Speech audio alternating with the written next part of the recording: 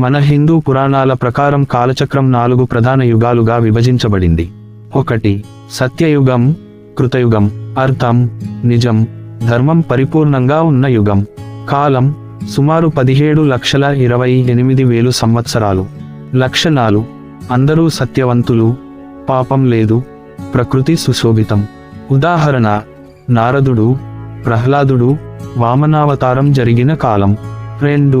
త్రేతాయుగం.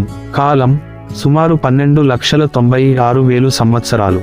లక్షణాలు ధర్మం 75% మాత్రమే ఉంటుంది, పాపం కొంచెం పెరుగుతుంది. ఉదాహరణ శ్రీరాముడు, లక్ష్మణుడు, హనుమంతుడు ఉన్న కాలం, రామాయణం జరిగిన కాలం. 3. ద్వాపరయుగం. కాలం సుమారు 8,64,000 సంవత్సరాలు. లక్షణాలు ధర్మం 50% మాత్రమే మిగులుతుంది, యుద్ధాలు పెరుగుతాయి. ఉదాహరణ శ్రీకృష్ణుడు, పాండవులు, కౌరవులు ఉన్న కాలం, మహాభారతం జరిగిన కాలం. 4. కలియుగం. కాలం సుమారు 4,32,000 సంవత్సరాలు. లక్షణాలు ధర్మం 25% మాత్రమే ఉంటుంది, పాపం ఎక్కువ.